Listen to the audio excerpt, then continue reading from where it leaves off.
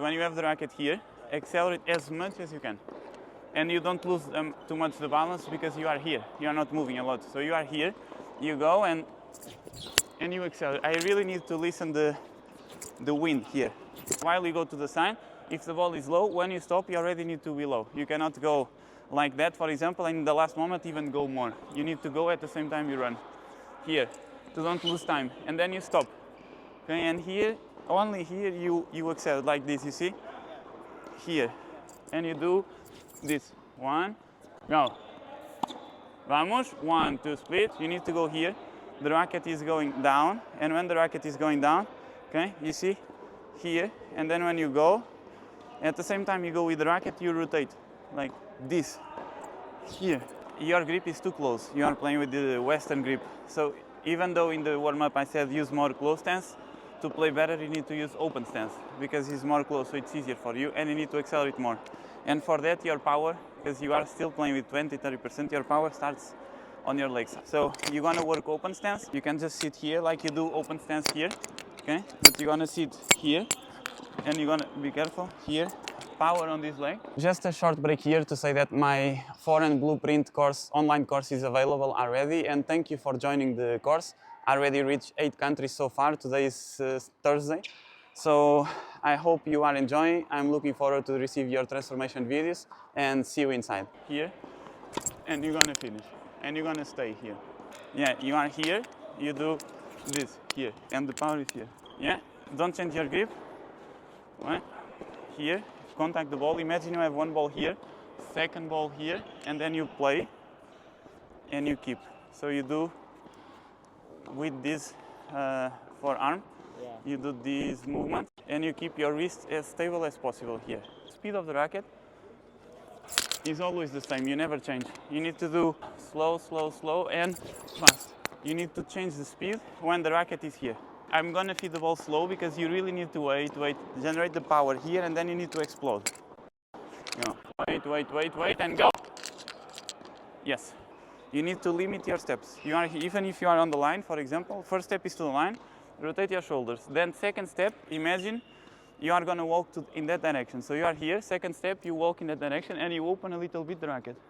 Third, you are here, wide, one racket, and you go down. And when the racket is lower, here you will accelerate as much as you can. One step here. Yeah. 2, 3. Yes. Well done. You start here. 1, 2, 3, and you're gonna, when you have this moment, you're gonna be explosive and you're gonna accelerate. 1, power here, and now 2, 3, stop. 2, 3. You need to play in front of your body. Stay there, in front of your body, on your side, not here, here, because you need to play and come with the ball. Two things, you are playing here, and when you play in this area, is the dead area when you play tennis. Or from here, if you have the ball, or you need to move forward to the net, or like that, or here, okay, and you go to the net, or the ball is not, if you play here and the ball is not good enough, you need to play, for example, here, and you need to recover quick here. Without doing this. If you do this, you're gonna get the ball on the other side. So you need to do here.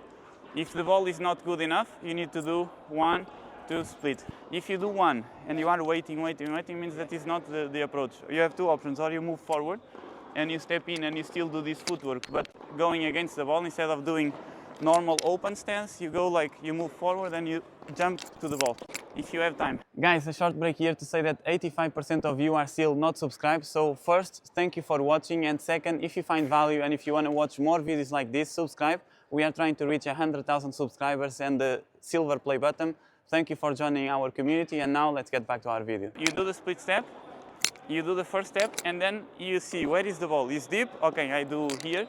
If it's shorter, not a lot, a little bit shorter, you do one step. If it's too much, you can do double step. Or if it's way shorter, instead of doing open stance, you can move in the diagonal and go. And limit your options on your backhand. Just always cross court, higher, safe, and that's it. 1 is the last progression of that. 1, 2, 3, wide here, power. You will excel as much as you can, cross court to have more distance here. And in the end, you need to show me again because you are not there all the time. And then when you show me, I say okay, and you do 1, 2, split here. Go. 1, 2, 3, go, go, go. Stop. 1, go. Vamos. 1, 2, split, go. Again, save, last one, save energy, go slow, slow, slow, slow, and here accelerate. And go! These are my top hacks to improve your forehand, to have a powerful forehand, and if you watch this video until the end, if you reach this far in the video, you will be so much ahead of 99% of players that didn't watch until this part, because for me this is the most valuable thing, but I know if I only share this, people is not eager to watch, or they don't want to watch until the end because they don't believe. But if you are here, I believe your forehand, it will be much better. And the first thing and the most important thing on your forehand to have powerful forehands is the mindset and the belief to go to the practice and to miss hundreds of thousands of balls and keep trying, understanding that you need to go through the mistakes, through failure to succeed. And you need to go to try to play as fast as possible. And when you try to play as fast as possible, you're really gonna miss a lot in the beginning. You're gonna open the head of the racket, then you're gonna close too much, the ball is going to the net. You need always to improve 1% each shot. You need to always try to aim your max power and max speed and acceleration.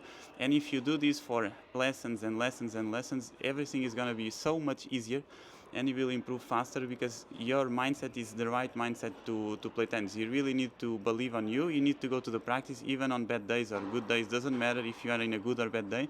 You need to go, keep trying, keep believing, keep hitting hard, and one day things will go much better because you are used to higher pace of a higher rhythm in the ball. So even if you slow down a little when you play matches, it's gonna be so much more than the average players that you are controlling balls, but they think that you are playing aggressive. That's the most important thing, and that's what for me I value the most. So I value players that go to the practice and are not afraid to miss, and more important that they learn with every single mistake. So they miss fast, they miss a lot, they miss faster, and they learn even faster. That's the most important thing.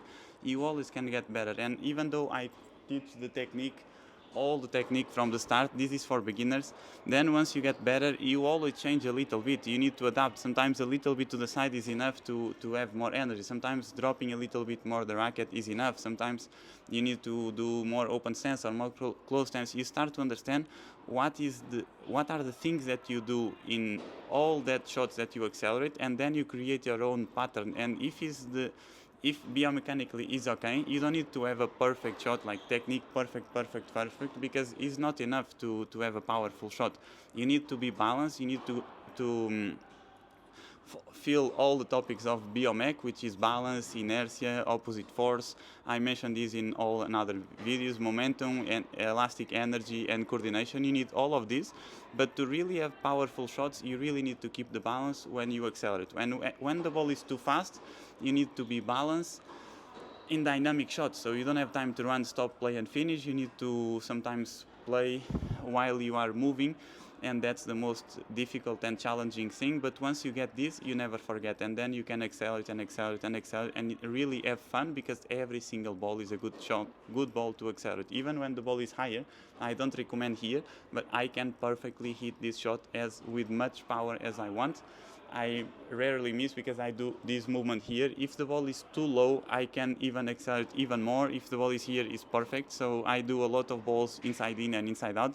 So go to the practice, believe on you, keep trying, keep missing, but always try to improve a little bit better. And what I thought when I was a kid was, what can I do to keep my full power, full energy, and still keep the ball in? And the interesting story is with my coach, if I don't play max speed and inside, I'm out of the practice. So the most important thing is really to be focused on your practice, focus on what you are doing, try to accelerate and use all your energy to get better.